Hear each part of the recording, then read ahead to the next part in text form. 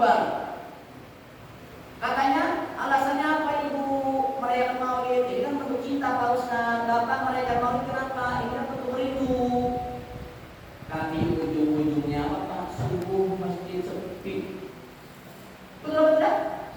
Ayo betul. Oleh karenanya, ketika kita berbicara tentang cinta, ketika kita mengaku rindu, maka apa kata Imam Busiri? Dia mengatakan ad-da'ami idza lam takun 'alayya bayyinatun fa ahluha adhiya'u. Kalau ada orang yang mengaku-ngaku, apalagi mengaku cinta, tapi tidak ada bukti, itu namanya dusta. Kenapa sih kita cinta dengan Nabi Muhammad? Ayo. Kenapa jadi kita rindu dengan Nabi Muhammad? Bapak atau ibu yang menjawab. Bapak cinta dengan ibu kenapa? Ayo. Sebab munculnya cinta di hati kita tertambat kepada seseorang kenapa? Pasti ada sesuatu yang kita lihat istimewa. Bapak cinta sama ibu kenapa? Gak tahu juga Pak Ustaz ini takdir. Bisa. Emang cinta itu hadiah dan hidayah pemberian dari Allah SWT. Gak bisa kita pilih kita. Cinta itu memang murni pemberian dari Allah. Pokoknya saya cinta betul Pak Ustaz sama ibu itu kenapa? Padahal kalau dipikir-pikir lihat hidungnya pesek, putih juga tidak putih-putih amat. Dibilang cantik pun tidak ada hati. Tapi kenapa? Tapi istri saya itu Pak Ustaz, pokoknya dia itu seorang wanita yang memiliki sesuatu yang sesuatu itu tidak dimiliki oleh wanita lain. Jadi sesuatu yang beda, sesuatu yang istimewa yang kita lihat itu adalah luar biasa pada pasangan kita. Itulah yang menyebabkan kita cinta kepada istrinya kita. Nah oleh karena itu kita cinta dengan Nabi Muhammad. Kenapa? Ayo. Berarti Nabi kita Muhammad Sallallahu Alaihi Wasallam, walaupun kita tidak pernah berjumpa, kita belum pernah melihat langsung, Pak. Nah, kita yang belum pernah bertemu langsung hidup sejaman, bisa timbul cinta yang besar di hati kita. Bagaimana kalau kita melihat langsung? Berarti kalau ada orang yang benar-benar cinta kepada Nabi Muhammad, maka dia tahu betul Nabi Muhammad itu siapa. Maka demi Allah mustahil kalau seandainya ada orang yang mengaku cinta dengan Nabi Muhammad, tapi dia dengan enaknya ngomong Nabi Muhammad itu manusia biasa. Nabi Muhammad itu manusia biasa seperti kita. Betul atau tidak coba? Nabi Muhammad manusia apa bukan? Manusia Nabi Muhammad. Kita makan, Nabi juga makan. Nabi kita tidur, Nabi juga tidur. Kita berkeluarga, kita menikah, kita punya anak, Nabi pun begitu. Nah, samanya basyariah kemanusiaan yang ada pada kita sama ada pada Nabi, tapi Nabi itu manusia bukan seperti manusia biasa seperti kita. Bagaimana kalau seandainya kita mau menimbulkan cinta yang besar, rindu yang sangat besar kepada Nabi Muhammad, kalau selama ini kita menganggap Nabi Muhammad itu manusia biasa? Mustahil. Nah oleh karena itu ketika membuktikan cinta kita ini benar kepada Nabi Muhammad, sejauh mana kita kenal dengan Nabi Muhammad? Makanya pembuktiannya bagaimana Pak Ustaz? Kami ini cinta betul kepada Nabi Muhammad, kami ini kangen berat kepada Nabi Muhammad. Maka yang pertama kali yang harus kita buktikan agar kita tidak dikatakan oleh Imam Busiri tadi asbun asal bunyi. Namun kita cuma gak ada bukti. Ini loh bulan Maulid. Bulan Maulid ini akan menjadi salah satu ajang kita, di mana kita akan berada di waktu-waktu tertentu dan sering akan mendengarkan nama Nabi Muhammad disebutkan. Betul tidak? Mulai dari khutbah Jumat, lihat aja nanti khotib-khotib itu. Mulai dari Jumat pertama bulan Rabiul Awal sampai akhir, pasti khutbahnya tentang Maulid secara umum. Belum lagi nanti perayaan Maulid mulai dari sekolahan, mulai dari rumah ke rumah, masjid ke masjid yang disebutkan tentang Nabi Muhammad. mulai bagaimana Nabi Muhammad dari awal lahir sampai wafat, bagaimana wajah indahnya Nabi Muhammad, bagaimana akhlaknya Nabi Muhammad, bagaimana keutamaannya Nabi Muhammad di antara nabi yang lain, bagaimana keutamaan kita sebagai umat Nabi Muhammad, itu akan disebutkan berulang-ulang mulai dari sekarang sampai akhir maulid. Maka kata para ulama, kalaulah kita tidak mampu memandang langsung indahnya wajah Nabi Muhammad, kalau kita tidak bisa langsung melihat betapa indah eloknya akhlak Nabi Muhammad, jangan tutup telingamu untuk mendengarkan itu semua. Maka kita yang selama ini mengaku cinta kepada Nabi Muhammad, kita yang selama ini mengaku rindu dengan Nabi Muhammad, yang pertama buktikanlah cinta dan rindunya kita kepada Nabi Muhammad dengan apa? Yang pertama dengan lisan. Dengan lisan, supaya kita ini tidak dikatakan seperti Imam Busiri tadi, asbun asal bunyi ngaku cinta gak ada bukti. Lisan kita harus buktikan. Bagaimana? Banyak-banyak kami selawat. Man aktsara syai'an, maka habba syai'an aktsara min dzikrihi. Barang siapapun orang yang mengaku cinta kepada sesuatu, maka dapat dipastikan ia akan sering menyebutkan namanya. Seberapa banyakkah sudah kita bersolawat kepada Nabi Muhammad SAW? Satu, solawat akan menjadi tanda bukti cintanya kita kepada Nabi Muhammad. Berapa banyak Nabi Muhammad kita sebut di kehidupan kita. Yang kedua, solawat menjadi salah satu ibadah yang pasti diterimanya tanpa ditolak. Solawat banyak keutamaannya. Rugi kalau kita tidak menjadikan solawat menjadi amaliyah yang rutin kita lakukan. Beda dengan amaliyah yang lain, ibadah-ibadah yang lain. Kalau kita membaca Quran, ada syarat ketentuan yang harus dipenuhi. Baca Quran baik apa tidak? Baik, bagus apa tidak? Bagus, utama tidak? Oh, sangat utama. Karena yang kita baca adalah kalam ilahi, Al-Quran. Tapi ketika kita ingin mengamalkan membaca Al-Quran, itu ada syarat ketentuan yang harus dipenuhi. Baca Quran harus suci, pegangnya pun juga harus suci, menutup aurat, dan membacanya pun juga harus pakai tajwid, lebih utama. Tapi kalau selawat mau wudhu, tidak wudhu, mau menghadap kiblat, menghadap kiblat, mau bagaimanapun, mau berdiri, berduduk, mau berjalan, tetap dapat pahala dan diterima. Faqabulu hatman bi ghairi taraddud. Pasti diterima. Oleh karena itu, buktikan cinta kita pada Nabi Muhammad melalui lisan, perbanyaklah salawat kepada beliau sallallahu alaihi wasallam. Kemudian yang kedua, kami ini Pak Ustaz cinta kepada Nabi Muhammad. Kami ini rindu dengan Nabi Muhammad walaupun kami belum pernah melihat langsung. Bagaimana caranya kami ini supaya bisa membuktikan bahwasanya cinta kami ini benar? Kami ini benar-benar rindu kepada Nabi Muhammad. Buktikan melalui amalnya kita. Bagaimana selama ini, apakah sunnah-sunnahnya sudah kita amalkan? Mulai gak usah bicara sunnah yang paling besar dulu. Kan kadang-kadang ada orang itu terlalu vokal bicara tentang sunnah. Kenapa kamu poligami? Sunnah kok Ustaz. Giliran bicara poligami sudah Pak Halim vokal sunnah. Tapi pas dilihat dia datang ke masjid sholat Jumat, bajunya warna-warni, bukan warna putih. Apalagi ini ustadznya, apalagi ini yang khotibnya. Pak, demi Allah Pak, salah satu sunnah yang paling ringan yang diperintahkan, yang dianjurkan untuk kita mengamalkannya umat Nabi Muhammad di hari Jumat, itu datang ke masjid sholat Jumat pakai baju putih. Itu sunnah yang paling ringan sudah.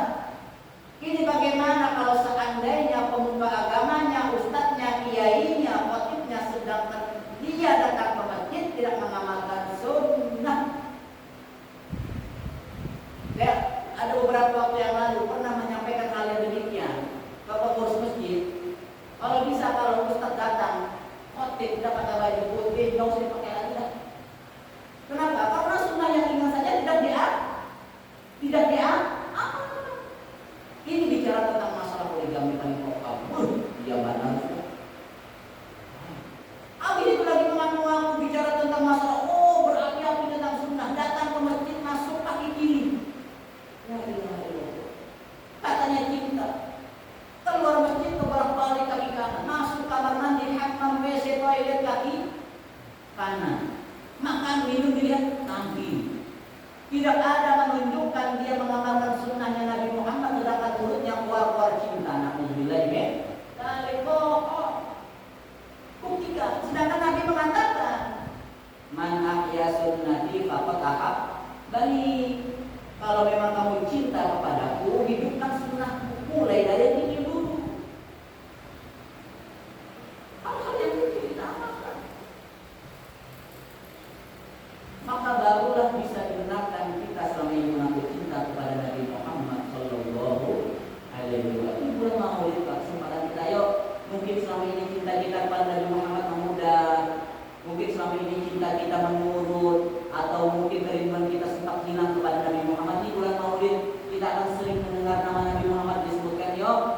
dan rindu kita kembali kita pupuk, suburkan agar kita menjadi orang yang selamat. Kan pernah ada tuh riwayat mengatakan ada orang yang bertanya, ya Rasulullah mata sa'ah, ya Rasulullah kapan hari kiamat? Kata Rasulullah, kamu nanya kapan hari kiamat, apa yang kamu siapkan? Katanya aku tuh udah puasa aku sedikit, sholat udah banyak, yang aku cuma hanya cinta Allah dan Rasulnya. Yang kumiliki hanya cinta kepada Allah dan Rasulnya, yaitu Nabi Muhammad SAW. Kata Rasulullah, almarhum ma'amanah. Seseorang itu akan dikumpulkan bersama dengan orang yang ia cintai. Maka kalau kita berbicara cinta, semua cinta yang ada di muka bumi ini akan menjadikan kita orang yang paling hina. Semua cinta-cinta di dunia ini akan membuat kita menjadi orang yang paling rugi. Kita akan menjadi orang yang paling sedih dan sakit hati. Tapi satu cinta yang akan membuat kita bahagia itu dia sampai akhirat, yaitu cinta kepada Allah dan Rasulullah Sallallahu Alaihi Wasallam. Buktikan kalau memang betul benar cintanya kita kepada Nabi Muhammad. Lisan kita sudahkah berapa banyak menyebut nama Nabi Muhammad? Amal kita sudahkah kita amalkan sunnah-sunnah Nabi Muhammad? Dan yang ketiga, sudah berapa buku, berapa kisah, berapa banyak biografi tentang kekasihnya Allah ini, yaitu Nabi kita Muhammad, kita baca. Baca. Tidak usah lah kita misalnya Ustaz dalam punya buku, tidak ada alasan Pak sekarang Pak. Malas ke perpustakaan kok tidak ada alasan. Oh malas sama beli online kok tidak ada saldo, tidak ada alasan. Yang penting ada punya HP, googling, buka, terjemah kitab apa aja. Oh dia bisa baca kitabnya kok terjemah tanya. Saya di laptop atau di tablet itu semua ada, baik dari kitab-kitab sampai terjemahnya. Baca, download sejarah Nabi Muhammad, sirah nabawiyah Nabi Muhammad, tentang bagaimana Rasulullah lahirnya, bagaimana Rasul perjuangannya, bagaimana Rasulullah ketika dengan sahabat. Maka dengan membaca sejarah-sejarah tentang hidupnya Nabi kita Muhammad SAW, maka pada saat itulah cinta dan rindu kita akan semakin besar. Kalau cinta kita semakin besar kepada Nabi Muhammad, maka berbahagialah orang yang mencintai seseorang, itu akan dikumpulkan dengannya nanti di hari kiamat oleh Allah Subhanahu wa taala. Oleh karena itu, maka itu yang dirahmati oleh Allah Subhanahu wa taala. Kita sebagai umat Nabi Muhammad tidak akan pernah bisa tumbuh subur cinta ini dan kerinduan ini sekali lagi kalau selama ini kita menganggap Nabi Muhammad itu sama seperti kita. Tidak bakalan. Kita mau cinta dengan pasangan kita, kalau kita memandang dia cuma biasa-biasa, tidak bakalan pernah ada rasa cinta itu. Kenapa jadi kita cinta seperti yang kita sebutkan tadi? Karena kita memandang ada keistimewaan dengan pasangan kita yang tidak dimiliki oleh orang lain.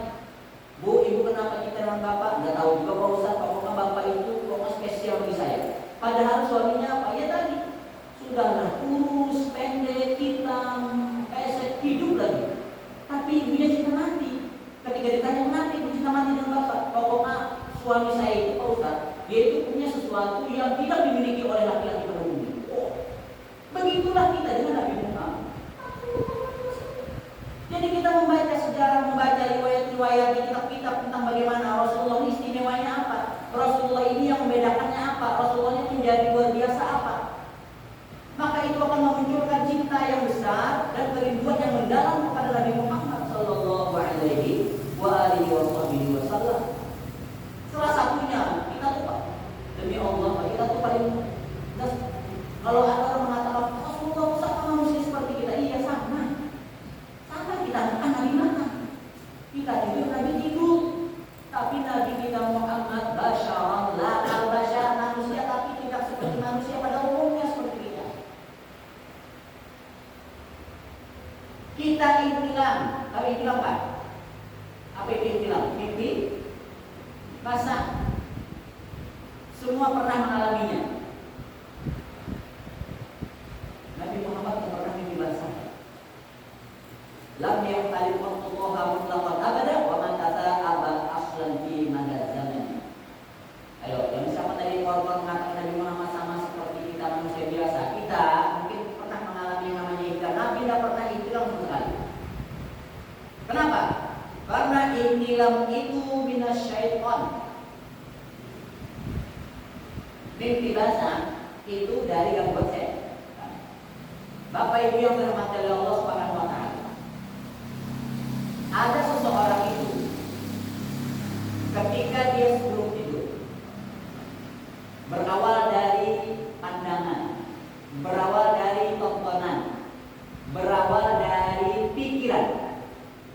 Ketika dia melihat sesuatu yang sesuai dengan syahwatnya, ketika dia menonton sesuatu yang menimbulkan syahwatnya, kemudian rusak otaknya, terbayang-bayang, rebahan, ketidur, maka 90% apa yang dia tonton tadi, apa yang dia pikirkan tadi pasti akan terbawa mimpi.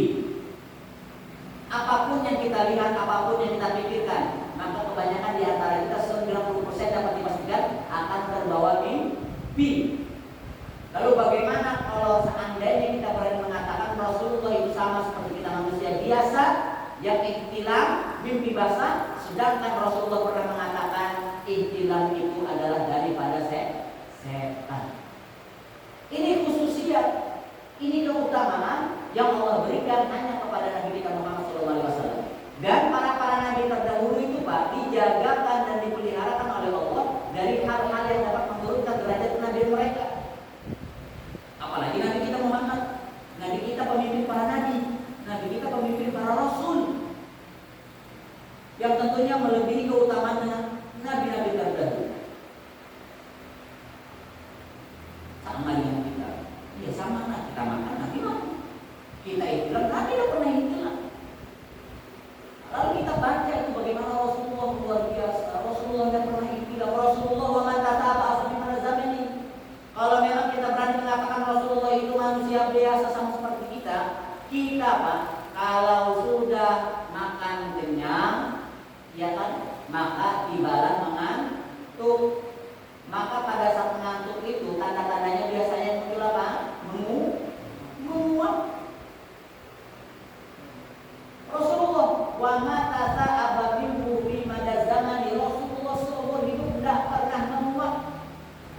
Fa inna tasawuba minasyaitan, karena menguap itu pun juga adalah dari gangguan setan. Tapi kita diajarkan oleh Nabi Muhammad bagaimana sunnahnya ketika kita mengantuk, terutama di dalam sholat. Kalau kita sholatnya mabuk, mengantuk, sudah mau menguap, maka kata Rasulullah SAW apa? Maka tahanlah sebisamu, mastatok, tahan. Kalau memang tidak bisa juga ketahan menguap tadi, maka tutuplah pakai tangan. Kalau menutupnya pakai tangan kanan, bagaimana caranya? Bagaimana? Ayo please. Kalau kita menguap memang tidak bisa lagi ditahanin menguapnya, maka tutuplah pakai tangan. Kalau misalnya kita menutupnya pakai tangan kanan, tutuplah dengan zohir telapak tangan kita. Kalau misalnya tidak bisa juga menutupnya dengan menggunakan tangan kanan, maka tangan kiri. Bagaimana caranya? Begini. Kanan begini, kiri begini. Itu diajar oleh ulama. Ada kan dibaca Pak Ustaz, tidak ada bacaan yang khusus tentang ketika kita menguap, tapi dianjurkan membaca A'udzubillahi minasyaitonir rajim, karena menguap adalah gangguan daripada setan. Kenapa? Apalagi kalau seandainya kata Rasulullah, kalau ada orang menguap sampai terucap bisa menguap.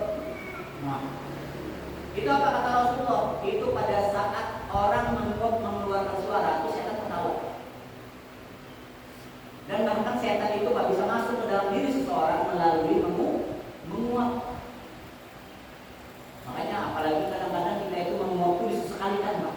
Karena memang menguap itu kan enak kan, momen yang pada saat hati-hati loh, pas buka-buka. Kan pernah ada kasus kan? Karena keenakan menguap, dibesar-besarkan, tidak bisa balik Pak. Iya kan? Seplek gitu. Itu hati-hati. Menguap itu manusiawi, semua orang pasti pernah menguap ya. Tapi Rasulullah dijaga. Karena apa? Karena kata Rasulullah menguap itu daripada setan. Dan kalau seandainya ada para nabi dan rasul menguap, itu kata para ulama sama halnya dia ke mereka itu akan turun derajatnya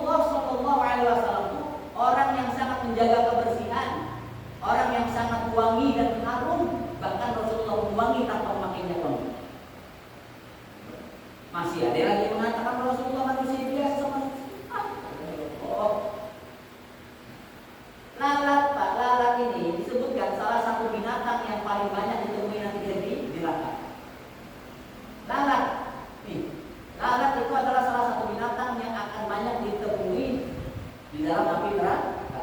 Karena sifatnya lalat ini sifatnya hewan yang sangat mengganggu. Makanya lalat itu bahasa Arabnya apa? Dzubabun. Dal, ba, alif, ba, dzubabun. Kalau ditambahkan dengan tak madhuf dzubabah. Nah, dalam akar kata bahasa Arab itu diambil daripada dua akar kata dzubab. Dzubabah, dzubab. Artinya apa? Dzub diusir, ab datang lagi. Kita boleh lihat dalam bagaimana. Ya kan? Diusir, terbangan dia, kita datang lagi. Nah itu makanya lalat itu adalah salah satu binatang yang mempunyai karakter mengganggu. Nah, karena nanti lalat itu akan banyak ditemukan di dalam api neraka, yang mana nanti lalat-lalat itu diciptakan oleh Allah ada di neraka mengganggu para penghuni api neraka. Waliyadzubillah min dzalik. Nah tapi walaupun Rasulullah tidak pernah meninggalkan lalat tubuh dan pakaiannya, Rasulullah itu pernah mengatakan dalam sebuah hadis, mengajarkan kepada kita ketika misalnya minuman kita minuman kita baik kopinya kah, baik tehnya kah, baik air putihnya kah, tapi air putih jarang dimasukin lalat. Yang sering itu kalau ada kopi, teh atau minuman-minuman bergula lainnya. Kalau seandainya terjatuhlah lalat itu ke dalam minuman kita, apa yang harus dilakukan? Apakah dibuang sak teh-tehnya, apakah dibuang sak kopi-kopinya, atau mungkin hanya lalatnya saja dibuang? Bagaimana sunnahnya? Maka sunnahnya Nabi mengajarkan ketika misalnya ada lalat masuk ke dalam minuman kita, maka hendaknya lalat itu dicelupkan terlebih dahulu. Lepas jangan udah pudak dicelupkan sekali, selesai, baru buanglah lalatnya dan minumlah teh atau kopinya. Bolehkah? Boleh, sunnah hukumnya. Kenapa demikian? Karena lalat itu mempunyai dua sayap, ya kan? Sayap yang satunya itu mengandung racun, kuman, kotoran segala macamnya. Ada satu sayapnya lagi itu ada mengandung penawar daripada racun itu. Nah itu sunnah yang diajarkan oleh Rasulullah SAW. Kemudian dari bait syair tadi, Dzubabatun abadan fi jismil hasani, ada dua pelajaran yang kita ambil. Tadi masalah lalat yang masuk ke dalam minuman. Yang kedua apa? Rasulullah itu wangi, Pak. Rasulullah itu harum. Makanya kita sebagai umatnya janganlah datang ke masjid bau-bau. Belilah parfum, belilah minyak harum. Jauh Pak Ustaz di Pelangasan, aduh Pak, kalau malas keluar rumah, buka toko online sekarang di HP.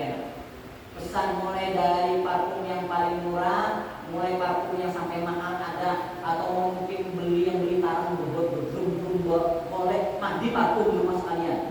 Kenapa? Karena Rasulullah orang yang mengajarkan kepada kita menjaga tentang arti kesucian, kebersihan badan, kebersihan pakaian, dan kebersihan lingkungan. Kalau memang cinta kepada Rasulullah, peduli dengan kebersihan, terutama kebersihan pakaian dan badan kita sendiri. Apalagi datang ke masjid, jangan pas bau-bau ari itu, bau-bau yang mahir datang ke masjid. Baru lagi AC mati, pas angin listrik mati, pengap, habis itu kan kayak di posisi masjidnya, pintu besarnya di belakang sana. Imam mengarah ke sana, kita sholat kiblat. Pas anginnya datang ke sana, yang datang ke masjid tadi datang dari mana? Wallahu a'lam. Angin itu berkencang ke depan, imam habis sujud lama bangkit. Sampai jamaah itu melihat nengok pingsan ustaznya. Kenapa datang bang itu? Mengganggu enggak? Mengganggu seperti itu. Nah makanya kita dianjurkan berharum-harum, bahkan terutamanya disebutkan mantobari muzada'atu, orang yang suka berharum-harum itu menambah kecerdasan otak.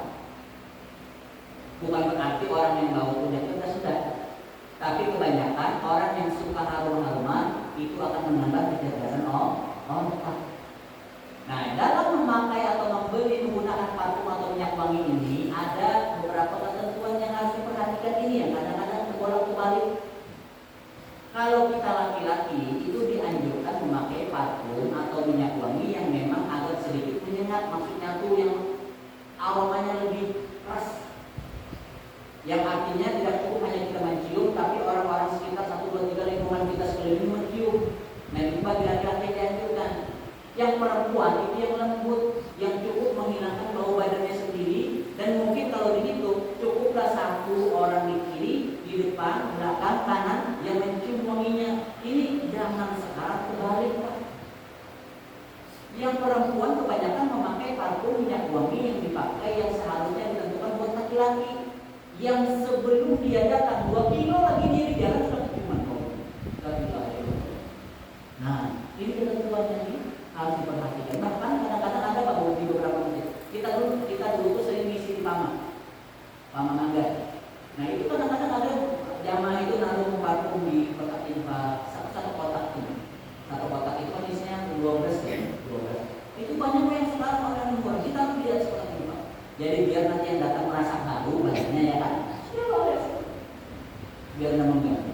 Bahkan kadang-kadang ada apa namanya di kemarin itu kita ngisi di masjid di dekat Yoso, Kebun Matan. Ada satu orang yang berdiri di depan ini, depan pintu masjid itu dia datang orang tujuh gitu.